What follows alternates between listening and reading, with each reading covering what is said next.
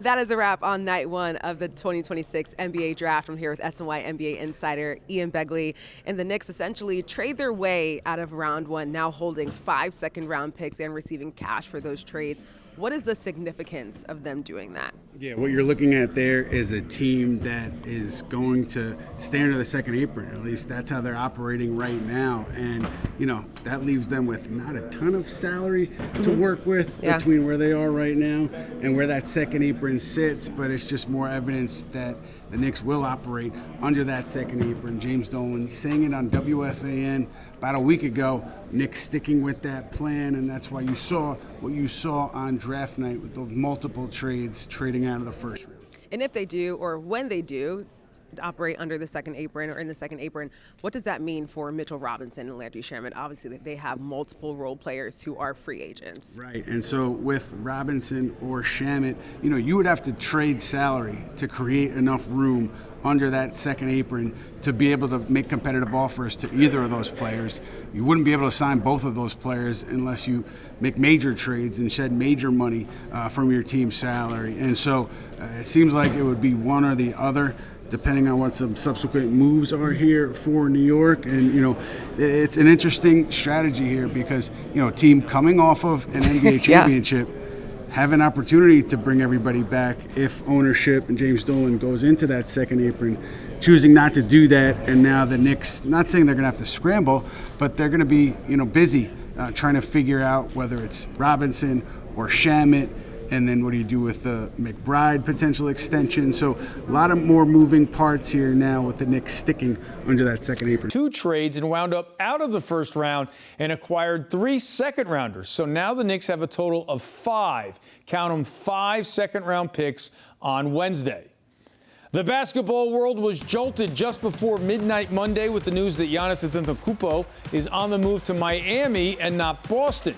In another blockbuster pulled off by Pat Riley, the Heat get the two-time MVP and Bobby Portis, while the Bucks receive a package headlined by Tyler Hero and a slew of draft picks. Sal is back alongside John Jastrzemski. All right, JJ, let's start with you. What's your reaction to Giannis going to Miami? Well, first things first, Pat Riley does it again. No surprise there. But from a Knicks perspective, I love the way this played out because I didn't want to see Giannis alongside Jason Tatum. And now Boston is an absolute hot mess. Jaylen Brown basically saying it's the best year of my career when he's losing 3-1 in the first round of Philadelphia. Then he's going on Twitch streams. He knows the Boston Celtics tried shopping him. So you have that dynamic with the Celtics.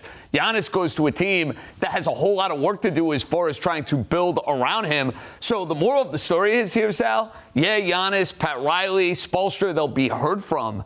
The Knicks are still the clear-cut team to beat in the Eastern Conference. If there's a team that's keeping me up somewhat at night, and nobody is because the Knicks are reigning champs, it's the Indiana Pacers. I still think Indiana is the biggest threat to the Knicks, but I didn't want to see Giannis in Boston. I'm happy that's not the case. And that's maybe the only thing about this run that we didn't get to enjoy, the Knicks beating the Pacers along the way. Maybe we get that next year. I love it because it brings back the Heat to relevancy here. They're trying to go after the Knicks. How great is it to sit back as champs and say, oh, good, you're going to go star chasing, a star who disappointed in Milwaukee. I know he won the championship, but the last year and a half or whatever it's been has been an absolute disaster with the Milwaukee Bucks and Giannis. Good. He's going to go to Miami. All those names you mentioned, Riley, Spoelstra, the Heat, I hate them all. And good for them. They're trying to get the Knicks. It'll be even more enjoyable to beat them with Giannis now. Yeah, Knicks Heat juicy once again with Pat Riley somehow, some way getting another mega superstar to South Beach. And now it's time for one of our favorite segments.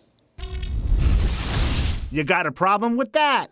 All right, back in December of 2023, Las Vegas Aces coach Becky Hammon said that the Knicks don't have a dude. You got to have a 1A dude. When Kendrick Perkins mentioned, how about Jalen Brunson, Hammon replied he was not a 1A dude and that if your best player is small, you're not winning. Tuesday, Hammon was asked about her comments and Brunson leading the Knicks to the title, and she replied, Jalen, all he did was prove history wrong. He proves he's an outlier, so you can put his name next to Steph Curry and Isaiah Thomas, and I thought he played brilliantly, especially down the stretch. I mean, he was that 1A dude, but apologize? I'm never going to apologize for having an opinion. That's what ESPN pays me for. And on Tuesday night, in her pregame presser, Hammon addressed those comments, but still felt short of an apology. So, Sal, you got a problem with Hammon not going as far as issuing an apology. Yes, it is very simple. I was wrong. I'm sorry. I've said it a million times on this show, wherever I may be. Like, it happens. You're right. You get paid to give an opinion, but when that opinion is proven to be incorrect in grand fashion, all you have to say is, I'm sorry, I was wrong. That goes a long way. Not he proved history wrong and he belongs with Isaiah and so on. No, just it's very simple. I'm sorry, I was wrong. Not a big deal. She couldn't do that. I don't understand what her problem is. She's not owning it. That to me is the biggest problem. Own it. You got it wrong. She tried to at the end of her statement. I'm not going to apologize for making an opinion. But, like, you throw in these disclaimers. Just flat out say, hey, I didn't think Jalen Brunson could go and be the #1 player on a championship team.